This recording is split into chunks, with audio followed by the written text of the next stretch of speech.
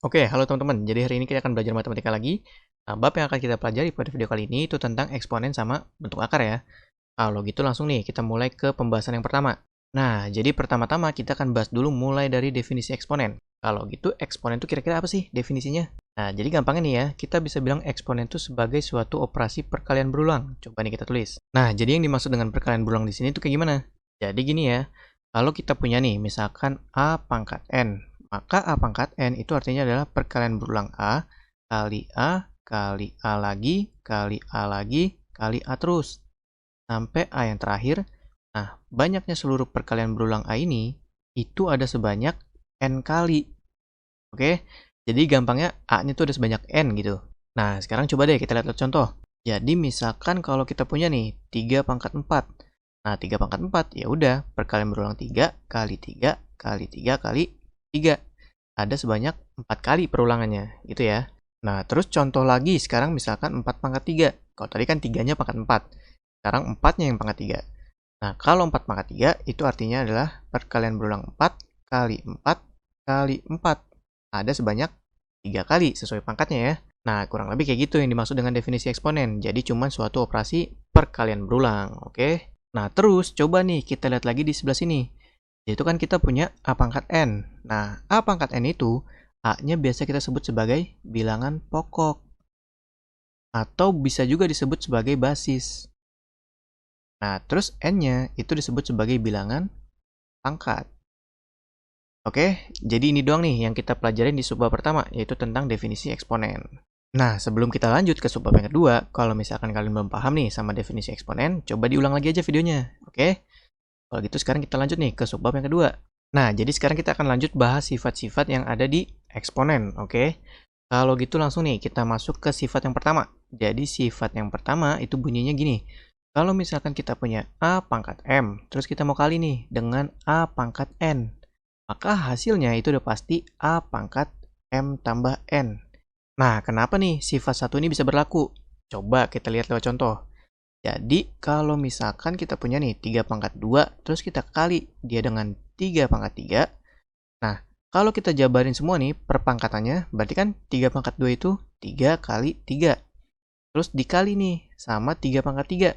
Berarti 3 kali 3 kali 3. Nah, sekarang coba nih lu lihat. Di sini tuh kan 3-nya ada berapa? Ya, ada sebanyak 1, 2, 3, 4, 5. Kalau gitu, ini hasilnya itu akan sama dengan 3 dipangkatin 5 ya. Nah, pangkat 5 di sini itu didapat dari 2 ditambah 3. Oke, jadi jelas nih, berdasarkan contoh ini, kita bisa lihat bahwa emang sifat yang pertama itu berlaku. Oke ya. Nah, terus sifat yang kedua, itu juga mirip-mirip. Jadi kalau misalkan kita punya A pangkat M, terus dibagi sama A pangkat N, maka hasilnya itu udah pasti A pangkat M dikurang sekarang, dikurang sama N. Ingat ya, kalau tadi kan perkalian, terus pangkatnya itu ditambah. Nah, kalau pembagian, pangkatnya itu dikurang. Gampangnya gitu kita ngingetnya, ya nggak? Nah, terus coba deh kita lihat lewat contoh, kenapa ini bisa berlaku. Coba, kalau kita punya nih, misalkan 3 pangkat 5. Terus kita mau bagi dengan 3 pangkat 2. Nah, kalau gitu hasilnya berapa nih? Ya, kita coba jabarin aja. 3 pangkat 5 itu kan 3-nya ada 5. Ya kan, ini baru 2, ini baru 3, 4. Iya, ini 5 nih. Oke. Nah, ini dibagi sama 3 kali 3. Ya kan, 3 pangkat 2. Kalau gitu, coba kita perhatikan. Di sini kan ada nih 3/3 bisa kita coret. Ini juga 3/3 bisa kita coret. Sepasang-sepasang gitu ya. Nah, berarti berapa sisa 3-nya di sini? Ya, ada 1, 2, 3. Berarti bisa kita tulis sebagai 3 pangkat 3. Nah, pangkat 3 di sini itu didapat dari 5 dikurang 2. Oke? Nah, jelas, berdasarkan contoh ini lagi, kita bisa melihat bahwa sifat yang kedua tuh emang benar berlaku. Oke ya? Nah, terus sifat yang ketiga sekarang nih, baru agak beda. Jadi sifatnya tuh kalau misal kita punya A pangkat 0, maka hasilnya tuh akan sama dengan 1. Untuk berapapun A-nya, ingat, selama di bilangan real, A pangkat 0 itu akan sama dengan 1. Tapi ada suatu pengecualian nih. Untuk A sama dengan 0. Nah, ini nggak boleh. Jadi A-nya tuh nggak boleh sama dengan 0. Ingat ya. Nah, sekarang kita coba nih, kenapa sifat ini bisa berlaku. Sekarang coba kita pikirin. Kalau misalkan nih, kita punya M. Nah, M itu suatu bilangan. Nah, kalau M ini kita kurang dengan dirinya sendiri, berarti kita kurang M. maka hasilnya berapa kira-kira? Hasilnya itu 0, ya kan? Nah, terus sekarang kalau kita punya nih A pangkat 0. Nah, A pangkat 0 itu bisa dong kita tulis jadi A pangkat M dikurang M. Ya nggak? Ya dong, karena M dikurang M itu sama dengan 0. Oke? Nah, terus berdasarkan sifat yang kedua, A pangkat M min M bisa juga kita tulis sebagai A pangkat M dibagi dengan A pangkat M. Ya kan? Kalau gitu, dua buah bilangan yang sama kalau dibagi, itu hasilnya udah pasti sama dengan 1. Oke? Maka terbukti nih bahwa A pangkat 0 itu emang benar 1. Nah, tapi kenapa nih A-nya nggak boleh sama dengan 0? Coba kita tes. Kalau misalkan A-nya sama dengan 0, berarti kan 0 pangkat 0. Nah, kalau gitu, 0 pangkat 0 bisa juga kita tulis jadi apa? Jadi kayak gini, yaitu 0 pangkat M dibagi dengan 0 pangkat M. Nah, 0 dipangkatin berapapun, mau dipangkatin M, N, O, P, Q, ya terserah gitu. Ya udah pasti hasilnya juga tetap 0. Nah, 0 per 0 ini, itu kan nggak boleh dong. Di MTK tuh mana boleh, haram ya kan? Maka A sama dengan 0 itu memang nggak diperbolehkan, gitu ya. Nah, terus lanjut nih, sifat yang keempat. Jadi, sifat yang keempat tuh kalau kita punya A pangkat negatif, pangkat min M gitu. Nah, A pangkat min M itu artinya adalah 1 per A pangkat M. Jadi, A pangkat M itu akan menjadi suatu pecahan, di mana penyebutnya itu A pangkat M. Oke?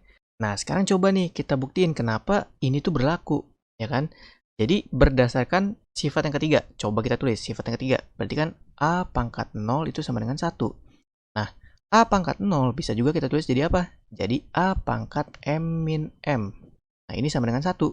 Nah, secara aljabar, A pangkat M min M juga bisa ditulis sebagai A pangkat M ditambah dengan min M.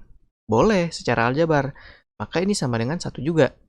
Nah, terus berdasarkan sifat yang pertama nih, ini bisa kita tulis sebagai A pangkat M dikali dengan A pangkat min M.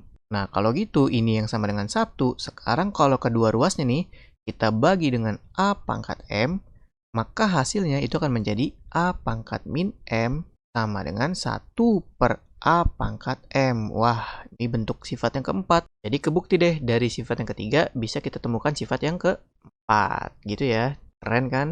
Nah, terus sifat yang kelima. Sifat yang kelima tuh sekarang gini. Kalau kita punya A dipangkatin sesuatu, pangkat M. Nah, terus semuanya, ini kita pangkatin lagi nih, pangkat N. Itu hasilnya, itu udah pasti A pangkat M dikali dengan pangkat N. Jadi, pangkatnya itu saling dikaliin. Oke? Nah, terus pangkat M sama N-nya ini, itu juga bisa tukar tempat. Jadi apa? Jadi, A pangkat N dulu, baru dipangkatin sama pangkat M. Gitu ya. Nah, kita coba nih, kenapa ini bisa terjadi? Sekarang kalau kita punya contoh nih, misalkan 3 pangkat 2, terus kita mau pangkatin 3.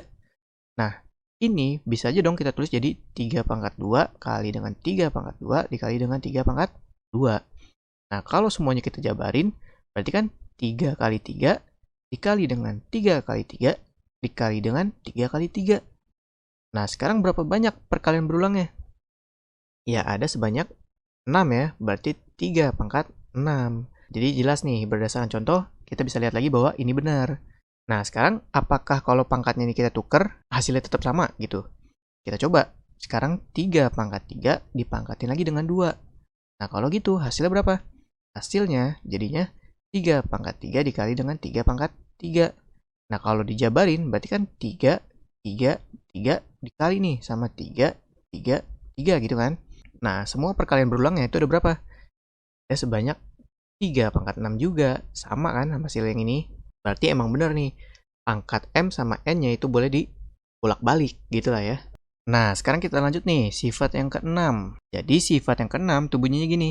Kalau kita punya A pangkat M, terus dikali nih sama B pangkat M. Ingat ya, ini dua buah perkalian. Kalau di sifat yang pertama kan basisnya sama tuh, A sama A. Tapi kalau sekarang itu basisnya beda. Yang ini A, yang ini B. Tapi pangkatnya sama nih, sama-sama M. Nah, hasil perkalian ini itu akan sama dengan AB dipangkatin dengan M. Nah, kenapa ini bisa terjadi? Sekarang coba kita perhatikan nih. Kalau misalkan gue punya nih, sekarang tuh 3 pangkat 3 deh. Terus kita kali dengan 2 pangkat 3 juga. 3 pangkat 3 kan kalau dijabarin 3 kali 3 kali 3. Nah, ini dikali nih sama 2 pangkat 3, berarti 2 kali 2 kali 2. Nah, sekarang kalau 3 sama 2-nya itu kita pasangin, berarti kan nanti kita bakal dapat 3 kali 2 dikali sama 3 kali 2 dikali dengan 3 kali 2. Nah, ini kalau kita kurungin gitu ya, maka akan terlihat bahwa perkalian 3 kali 2-nya itu ada sebanyak 2, 3. Ya kan? Berarti ada sebanyak 3 pasang gitu. Maka pangkatnya pangkat 3. Nah, jadi bukti ya bahwa sifat yang ke-6 ini juga emang berlaku gitu. Oke? Nah, terus sifat yang ke-7. Jadi sifat yang ke-7, kalau ini perkalian, sekarang kita bahas pembagiannya. Jadi kalau kita punya A pangkat M, kita bagi dengan B pangkat M, maka hasilnya itu akan sama aja dengan A per B pangkat M. Ini M. Nah, kenapa bisa kayak gini lagi? Sekarang kita lihat contoh. Jadi katakanlah kita punya nih 2 pangkat 3 per 4 pangkat 3. Nah, kalau gitu, ini bisa kita tulis sebagai 2 kali 2 kali 2 per 4 kali 4 kali 4. Ya kan? Nah, sekarang kalau 2 per 4, 2 per 4-nya itu kita pisahin, berarti kita bakalan dapat 2 per 4 kali dengan 2 per 4 kali dengan 2 per 4. Sekarang ada berapa banyak 2 per 4-nya? Ada sebanyak 3 kali, ya kan? Berarti bisa kita tulis sebagai 2 per 4 dipangkatin 3. Nah, terbukti lagi nih, berdasarkan contoh ini, ternyata sifat nomor 7 itu benar berlaku. Oke. Nah, terus sifat yang ke-8, sifat yang terakhir. Jadi kalau misalkan kita punya A, pangkatnya pangkat pecahan. Nah, misalkanlah M per N. Maka A pangkat M per N itu akan sama dengan akar pangkat N dari A pangkat M, gitu. Nah, ini akan kita bahas di bagian bentuk akar gitu ya, di bagian subbab bentuk akar. Nah, tapi sekarang nggak apa-apa nih, kita lihat contoh dulu. Jadi kalau kita misalkan punya nih 3 pangkat setengah. Nah, 3 pangkat setengah berarti akar pangkat 2 dari 3, berarti akar 3 gitu. Nah, contoh lagi, misalkan sekarang kita punyanya tuh 5, tapi pangkatnya pangkat 3 per 2. Jangan, 3 per 4. Nah, 5 pangkat 3 per 4 artinya adalah akar pangkat 4 dari 5 pangkat 3. Gitu ya. Jadi kurang lebih kayak gitu. Nah, jadi segitu aja yang kita pelajari di video kali ini.